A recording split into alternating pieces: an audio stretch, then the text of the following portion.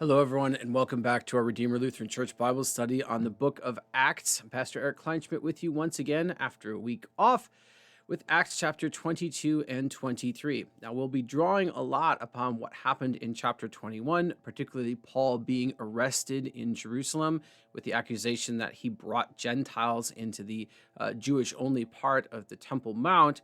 And so if you're interested in learning about that, you have to go back to the last Bible study that we did, which was 2 weeks ago. I'll put that link right up above, and you can track back that way. All right. Chapter 22, and I must apologize. I meant to tell you that I was going to take vacation, totally skipped my mind, actually kind of forgot that I was going on vacation, and then just didn't get around to actually, publishing anything for you to say, hey, no Bible study this week because I'm not there, but hopefully you figured it all out and haven't left for good.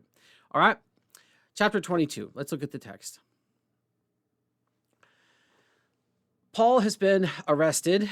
There was a riot that was breaking out. And if you remember, the Roman tribunal came and brought him into the fortress that was next to the Temple Mount. And you can see that fortress, this recreation here in this model. Here we have the courtyard of the temple. And then this corner, I believe it's the northeast corner, maybe the northwest corner, was appended this Roman garrison. And there were hundreds of soldiers in there. So it was really close to keeping any of the disputes and raucous things that might happen at the temple from spilling out into the rest of the city. And as you'll discover, the people in this area at this time like their drama. And whether that still persists today, I don't know. But there's a reason why the Romans put a garrison right there. It was because this was a place where a lot of the rebellions and dissension and problems in the city would begin. And so they wanted a force that was close by to put anything down. And that's where Paul has been taken. Now he is going to address the crowd because he spoke to his captor in Greek, right? Which surprised the Roman. And he's, Greek, and he thought he was this Ethiopian rebel that we learned a little bit about last time, Josephus. But Paul surprised him with his Greek, and so now he's going to get to address the crowd, and we're going to see Paul switch languages yet again. So that's where we pick up in chapter 22, verse 1. Brothers and fathers, now Paul's addressing the crowd outside of this garrison. Hear the defense that I now make before you. And when they heard that he was addressing them in the Hebrew language, most likely Aramaic, which is a dialect, okay, they became even more quiet. So Paul has revealed himself to be a man of bilingual capabilities, at least.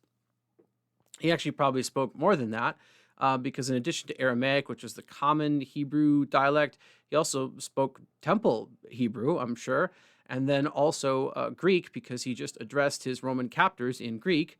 So Paul probably looked like a disheveled homeless person, but he reveals himself to be quite educated. And this chapter is really going to be a whole lot of Paul surprising people back and forth, and Paul's having a little bit of fun with it. And we'll talk about that when we get there.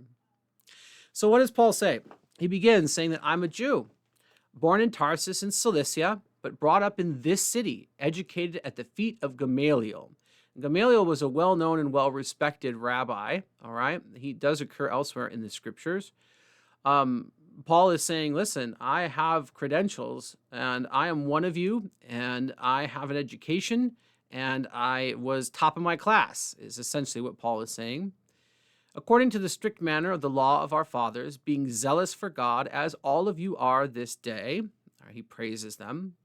And he says, I persecuted this way. Now remember, this way was the word or the title for Christianity at this point. It really wasn't referred to as Christianity. It was simply the way. Jesus Christ said, I am the way, the truth, and the life. And they borrowed that and said, Jesus is the only way to the Father, okay? Paul says, I persecuted the way to the death, binding and delivering to prison both men and women. Paul is laying out his credentials. He wasn't just a supporter of, hey, let's stamp out this Christian heresy. No, he was on the front lines, and he was very good at it. And Paul says, you can ask the high priest and the whole council of elders, and they'll bear me witness. From them I received letters to the brothers and journeyed toward Damascus to take those who were also there and bring them in bonds to Jerusalem to be punished. All right. So this goes back, wrong one. This goes back to what Paul was doing on the road to Damascus. Paul was so zealous for stamping out the Christian heresy that what he would do is when there was somebody that was found to be a Christian, okay, and they're arrested and they're set for blasphemy, which means death, Paul would come to them and say, while they're in prison, and say, well, it's unfortunate that nobody will be able to tell your family what happened to you because you're here and they'll never know. But I'll tell you what, you write a letter, all right, last will and testament, and I'll make sure that your family in wherever, in this case Damascus, gets it. Okay? And the person thinks about it and says, well, I'm not getting out, and at least this is something.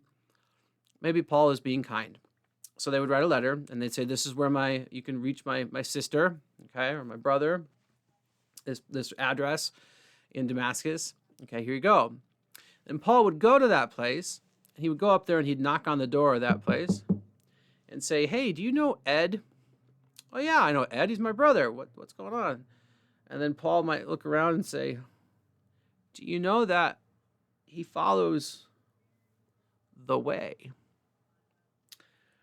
And the brother at the door might say, I don't know what you're talking about. And Paul might go, I got you. I understand. We have to be careful about what we talk about, right? And then the brother might go, yes, we do, right? And maybe they draw a little fish, like that. We all imagine they're drawing those fish symbols all over the place, right? And then Paul goes, so you follow Jesus too? And the guy goes, I do, right? And Paul goes, surprise, and snaps the cuffs on them and takes them to prison and executes them. That's what Paul was doing, all right?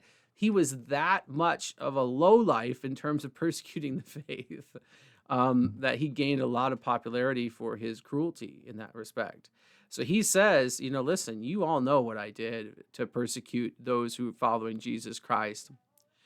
But now he's going to explain what he experienced on that road to Damascus, and we're going to get a little bit more information than we did earlier in Acts. Paul says, as I was on my way and drew near to Damascus, about noon a great light from heaven suddenly shone around me. Notice here that the language is in the first person, so Luke is recording this, but you can tell that he interviewed Paul. Paul gave Luke this directly. That's why it's in quotation marks. Paul says, and Luke writes,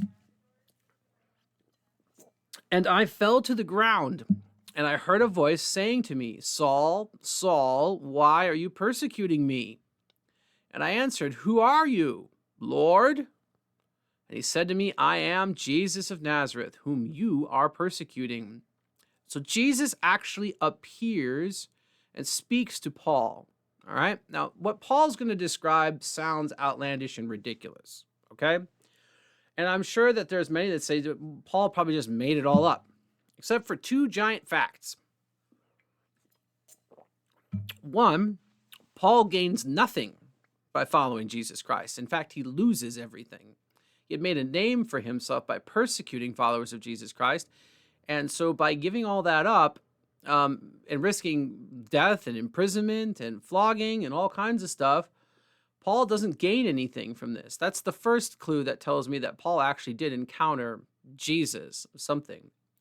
The second reason why I think Paul actually encountered Jesus is because the disciples who walked and talked and ate and drank and slept next to Jesus for 3 years all met Paul. They must have vetted him, investigated his claims, and there was something about what Paul said and did as he repeated this story that those people who knew Jesus the best concluded, yeah, Jesus has appeared to him too. They don't say, oh no, this guy's different, or this guy's making stuff up. No, they all say like, no, apparently he is meant to be one of us. That's telling. And I have an idea of what might have been included in that verification process that's going to come a little bit later. So I'll save that for them. But there was something about Paul's experience that made those who knew Jesus best say, he is definitely one of us, okay? All right. So there's this light. Paul falls to the ground. He encounters Jesus. And Paul's going to give us a piece of information that we hadn't received earlier in Acts.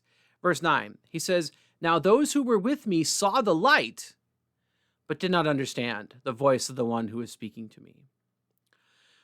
So the people like around him didn't have the same experience. They witnessed there was a great light, okay, and it sounds like they heard something, but they did not understand what it was.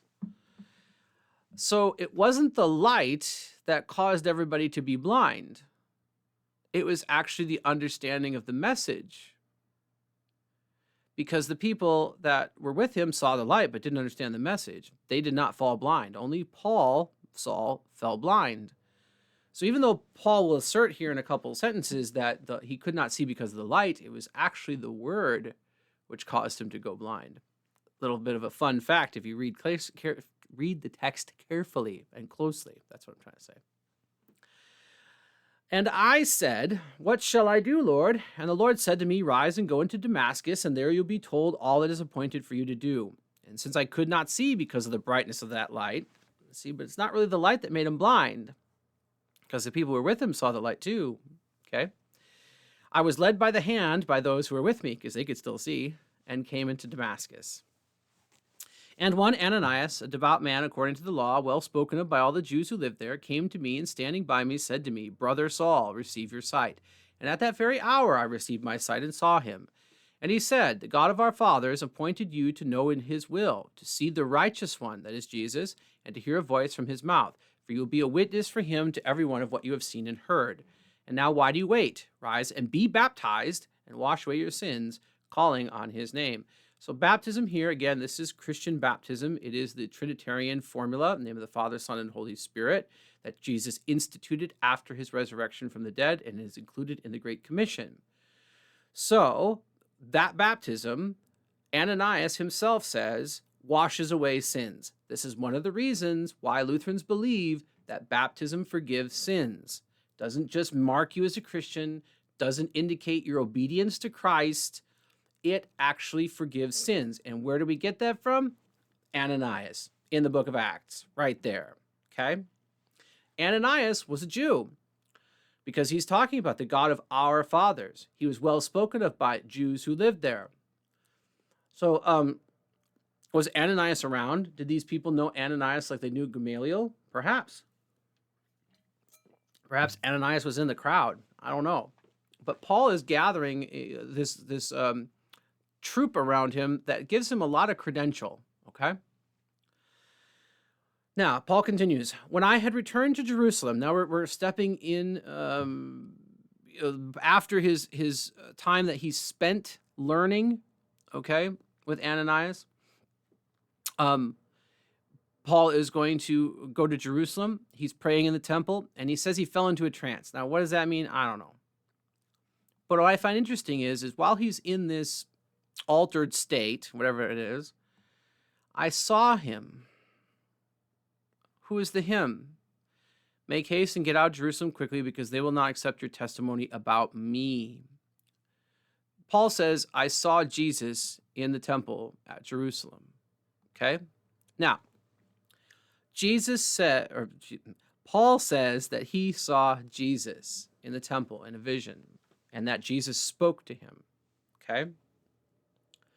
Paul probably repeated this to James and to other disciples, and probably to the surviving apostles as well, when he was summoned and asked why he was preaching to the Gentiles, and Paul recounted his entire history and experience, okay? Like I said before, there was something about that experience that caused those who knew Jesus best, including James, the Lord's half-brother, to say, yeah, you met Jesus, and he called you to do this. What you say is true. Now, I'm betting that one of those questions they asked him was, what did Jesus look like? Okay? There's no real indication that Paul ever met or saw Jesus. Paul was a young man when Stephen was stoned, and Stephen was stoned after the resurrection. Okay, we have that in Acts. Um, so there is no real indication that Paul ever beheld Jesus with his own eyes. And so if he says, I saw him in a trance or in a dream, and he's saying that to people who walked and talked with Jesus or who grew up with Jesus, I bet one of their first questions is, okay, what did he look like?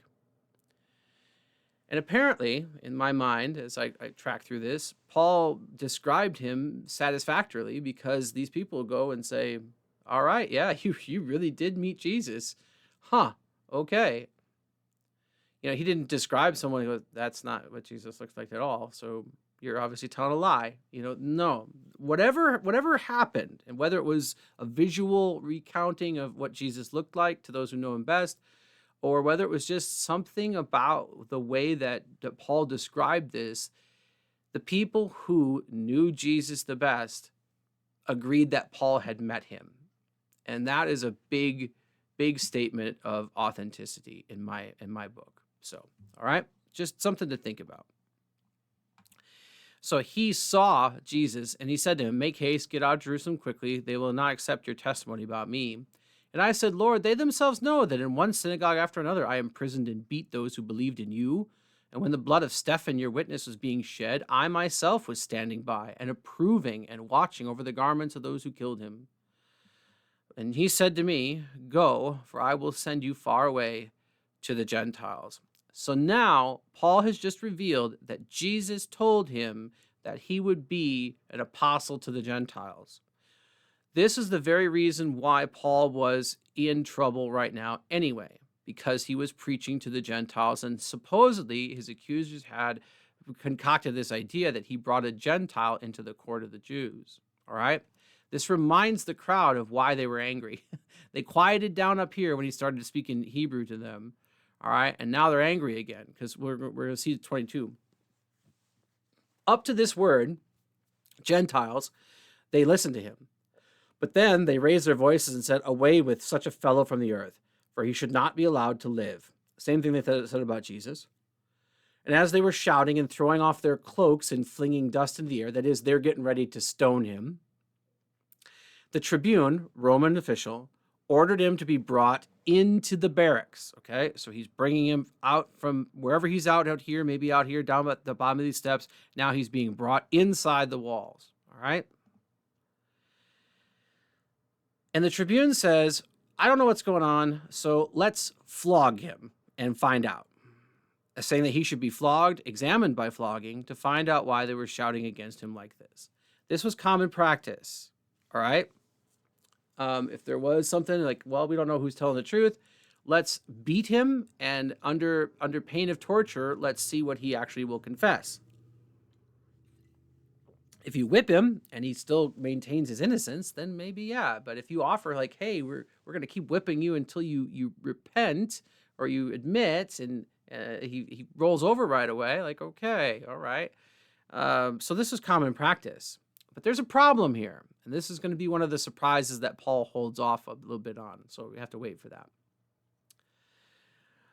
Verse 25, but when they had stretched him out for the whips, okay, so they tied his hands and tied his feet over this like log or something so that they could get easy access to his back. Paul said to the centurion who was standing by, a question, is it lawful for you to flog a man who is a Roman citizen and uncondemned? You see, Roman citizens had rights, and one of those was that they could not be flogged without cause. They could not be crucified.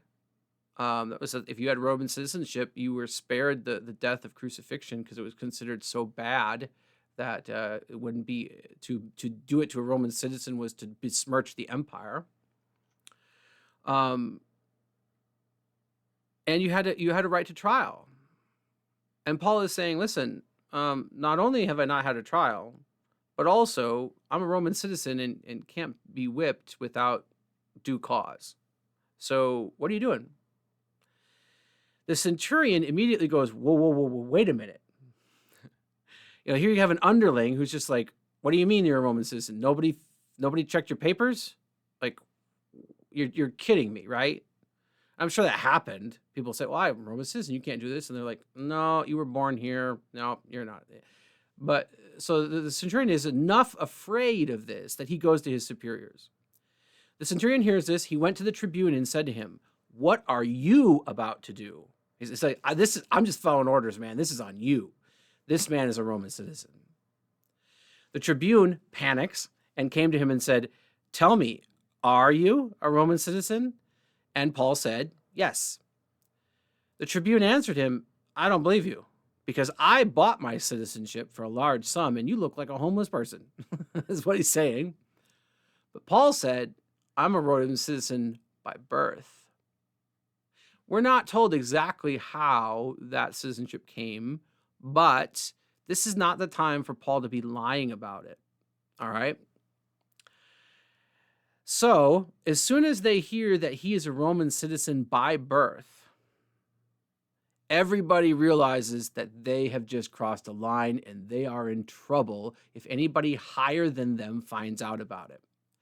And we see that. So those who were about to examine him withdrew from him immediately. They fled.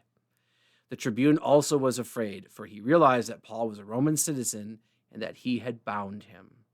Okay? On the next day, desiring to know still why he was being accused by the Jews, the tribune unbound him and commanded the chief priests and all the council to meet. And he brought Paul down and set him before them. So he makes sure that he's not bound anymore, because he wants to say, well, this guy's a Roman citizen. He can't be bound. And after he says, well, you bound him yesterday. He goes, shh, we don't talk about that. Okay? Forget about that. From here on, the tribune is going to try to cover up his mistake. Okay? So now let's go to Acts 23, the next chapter, so we continue the account here. And looking intently at the council, now remember, this is Jews. So we have a Roman official calling the Jewish officials, saying, hey, we need to figure this all out because it's causing problems in the city. And if this uproar gets out of hand, we're going to all be in trouble. Paul looks at this Jewish authority, and he said to them, brothers, again, relying on his Jewish heritage, I have lived my life before God in all good conscience up to this day. He's saying, listen, I've always served our God. And the high priest Ananias commanded those who stood by him to strike him on the mouth, basically to accuse him of blasphemy. Because in Ananias' mind, he's saying, okay, Paul, you're saying that you grew up a Jew and you were very zealous for that, but then you converted when you met Christ, and you still believe that you're serving God? No. That's not true. And so he uses his authority to strike him. Now, the same thing happened with Jesus, okay? And Jesus asked the same question. Why do you strike me? If what I said is untrue, then why not correct the untruth? But if what I said is truth, then why do you strike me? Jesus basically had the same thing happen to him, and now Paul is going to ask the same question that Jesus did. Paul said to him, God is going to strike you, you whitewashed wall. Jesus didn't accuse anybody during his interrogation. Paul can't restrain himself, and so he utters a little bit of a prophecy, a little bit of a curse. Are you sitting to judge me according to the law, and yet contrary to the law you ordered me to be struck? Paul could have just said, why do you strike me? It's contrary to the law. No, he's got to throw some barbs in there, all right? And God is going to get you, man. Those who stood by him said, oh, you claim to be a good Jew. Why do you revile God's high priest?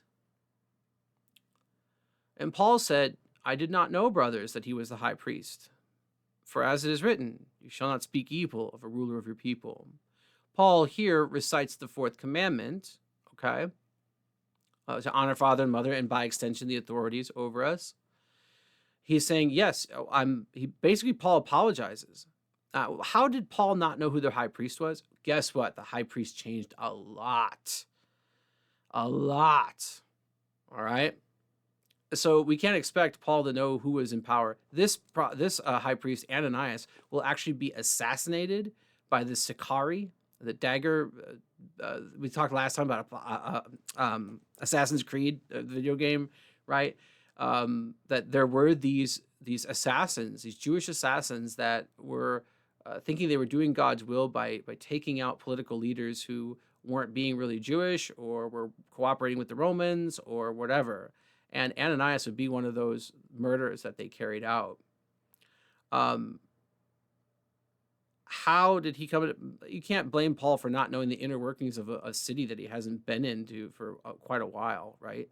And so he says, listen, I didn't know he was a high priest, but now that I do, I'm sorry. I shouldn't have done that because God has a commandment against that. All right. Now, Paul is going to, in this trial, if we want to call it that, pick up on something that we maybe not really don't have a lot of knowledge of, but would have been very prevalent in those days. There were really two groups of Jews at this time that were in power. You had the Sadducees and you had the Pharisees. And while they both believed in Yahweh and certain things, they interpreted things a little bit differently based on which rabbis they listened to and which traditions they kept. Okay? Paul was a Pharisee. All right? We're going to see a distinction between the Pharisees and the Sadducees here, and Paul is going to use that to his advantage. Paul is not above using some manipulation in order to get his way or preserve his life or let him preach his message. And so he's going to call upon something that he thinks is bigger than himself, which is the divisions of the people in this area that go back generations before him. So verse 6, when Paul perceived that one part were Sadducees and the other Pharisees, he cried out in the council, brothers, I am a Pharisee, and I'm a son of Pharisees. It is with respect to the hope and resurrection of the dead that I am on trial. Paul's not actually saying something false because Jesus does talk about the resurrection of the dead. He's, however, is picking out only one part of it, and he's leaving out Jesus because the Jews were divided over the issue of whether or not there was a resurrection from the dead. The Sadducees said there wasn't. The Pharisees said there was, and this argument continued. Paul knows this. So he says, I don't want them to be united against me on the basis of Jesus. I want them divided on the thing that Jesus provides, which is a resurrection from the dead.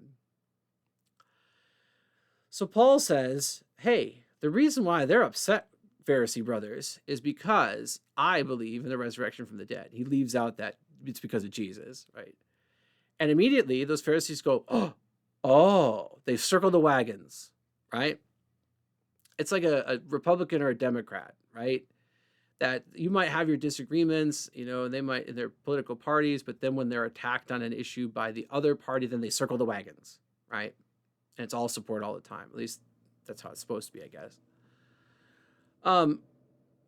And what happens? Verse 7, and when he had said this, a dissension arose between the Pharisees and the Sadducees, and the assembly was divided. For the Sadducees say that there is no resurrection, nor angel, nor spirit, but the Pharisees acknowledge them all. Then a great clamor arose, and some of the scribes of the Pharisees' party stood up and contended sharply. We find nothing wrong in this man. What if a spirit or an angel spoke to him? So they pull upon the very dissented thing, and they're using now Paul to get back into their old tried and true arguments. All right, so this is how Paul moves to the back burner, and something that the Pharisees and Sadducees had contended about for a long time moves to the front, and they just sort of ignore Paul.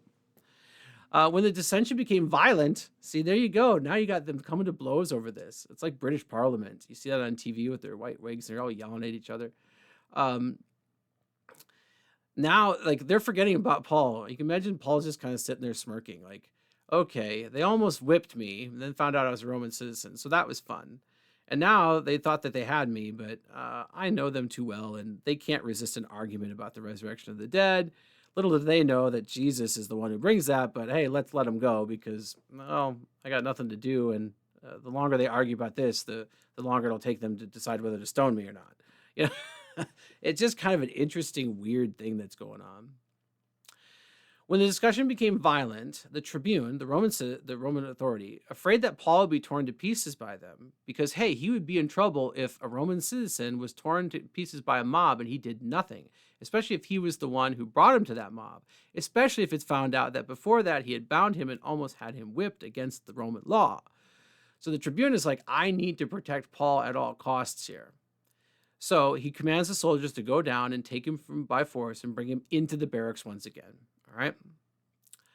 The following night, the Lord stood by him and said, "Take courage, for as you have testified to the facts about me in Jerusalem, so you must testify also in Rome." Jesus makes Paul a promise that he wouldn't die here, that instead he would make it to Rome, and there he would have to give testimony as well. So Jesus reveals to Paul that he will survive this and that he will go to Rome. Again, how does Luke know this? Well, he was with Paul. He talked to Paul, right? And again, the following night the Lord stood by him. Bodily presence that we have. Not even an angel of the Lord, but the Lord stood by him. And he talks about me in the first person. So the person talking to Paul is not just an angel, but is the Lord himself. In that body, the resurrected body that the disciples saw on that Easter day and for the 40 days afterwards, so much so that Paul probably had to describe it to the other apostles, and they go, "Yeah, you saw him too." That's really kind of neat. Same body you'll see on the day of the resurrection of all flesh. Huh? Imagine that. So, all right, what's going to happen? The adversaries of Paul are not going to give up. Verse 12. When it was day, the Jews made a plot and bound themselves by an oath, neither to eat nor drink till they had killed Paul. Oaths in the Jewish religion are very important. They had the Nazirite vow, which we examined last time. These were meant to be godly things. These Jews, and we're not told whether it's Pharisees or Sadducees or both, are using something that was meant for a godly purpose for an ungodly one. All right? It shows you how far this has fallen. And there were more than 40 who made this conspiracy. That's not a small number of people to get together for a conspiracy. They went to the chief priests and the elders. So they're going to tell the authorities who should have put a stop to it, "Hey, we're going to do this. We have strictly bound ourselves by an oath to taste no food till we have killed Paul. Now therefore you, along with the council, give notice to the tribune to bring him down to you, as though you were going to determine his case more exactly. So use some misdirection here, and we'll ambush him and we'll kill him before he gets there." They tell the authorities, the Jewish authorities, this. And the Jewish authorities go, "Okay." I mean, this is corruption at every level, all right? Now, the son of Paul's sister heard of their ambush. How his nephew heard about this, who his nephew is, we're not told any of those things. This is the only place in Scripture where we hear about Paul's nephew. But his nephew overhears this or gets word of this, and he goes and he enters the barracks, and he told Paul. Now, Paul was not under, he's not been convicted. He's not really even been accused yet. He's simply being held for questioning, as it were. And in that state, he had rights, and he had the right to receive visitors. And so his nephew, his family member, comes to him and tells him this. Paul then called one of the centurions and said, "Take this young man to the tribune, for he has something to tell him." So he took him and brought him to the tribune and said, "Paul, the prisoner, called me and asked me to bring this young man to you, as he has something to say to you." All right? This is due process. There's a witness. The centurion does exactly, so everybody's kind of minding their P's and Q's now and doing everything according to the book, because they're all afraid that they're going to be in trouble for almost having Paul flogged and for binding him, and also for not giving him a proper trial from the beginning. So they're being really careful here. The tribune took him by the hand and, going aside, asked him privately, "What is this you have to tell me?" And he said, "The Jews have agreed to ask you to bring Paul down to the council tomorrow, as though they were going to inquire somewhat more closely about him." Notice here how the nephew's words differ from the words and instructions that were recorded by Paul, or from Paul. I'm betting that Luke is keeping pretty close records, and he notes how that the nephew doesn't exactly, he kind of paraphrases what Paul told him, right? But he talked to Paul, so he knows exactly what he told him, and then he knows what the nephew told the tribune. So we have here an accurate, like, verbatim recording of what was being said. Do not be persuaded by them, for more than 40 of their men are lying in ambush for him, who have bound themselves by an oath neither to eat nor drink till they have killed him. And now they are ready, waiting for your consent. So the tribune dismissed the young man, charging him, "Tell no one what you have informed me of these things." So he goes, "Okay, just let it play out. Don't tell anybody. I got to keep things, don't give away anything." All right. But the tribune is going to act, mostly because he's worried. So he calls 2 of the centurions and said, "Get ready 200 soldiers and 70 horsemen and 200 spearmen to go as far as Caesarea at the 3rd hour of the night." So we're going to get him out of here tonight. All right? I need you to get 470 people together, soldiers. We're going to send him with an armed escort that nobody's going to mess with, and provide mounts for Paul to ride and bring him safely to Felix the governor. And he wrote a letter to this effect. All right? And we have this letter that is probably paraphrased because they don't have the physical letter in front of them. But those who were there, again, recounted this to Luke somehow. Maybe he even talked to some of those soldiers or to one of those 2 centurions. That's possible as well, right? Claudius Lysias. That is the first time we're given the name of the Roman tribune that has been doing these things. "To His Excellency, the Governor Felix, greetings. This man was seized by the Jews and was about to be killed by them when I came upon them with soldiers and rescued him, having learned that he was a Roman citizen." Notice how Claudius Lysias spins this. He leaves out the whole thing about Paul talking to the centurion in Greek, and then they getting ready to flog him, and Paul revealing that he's a Roman citizen. He leaves all that out. Lysias presents it as, the Jews were going to kill this guy, but I found out he was a Roman citizen, so I went in and rescued him. And now I'm sending him to you because his life is in danger. He's really hoping that nobody finds out what he did. "And desiring to know the charge for which they were accusing him, I brought him down to their council. I found that he was being accused about questions of their law, but charged with nothing deserving death or imprisonment. And when it was disclosed to me that there would be a plot against the man, I sent him to you at once, ordering his accusers also to state before you what they have against him." Claudius Lysias paints himself as a guy who has followed the letter of the law and done a noble thing, when in fact, we have the record that says that's not how things happen.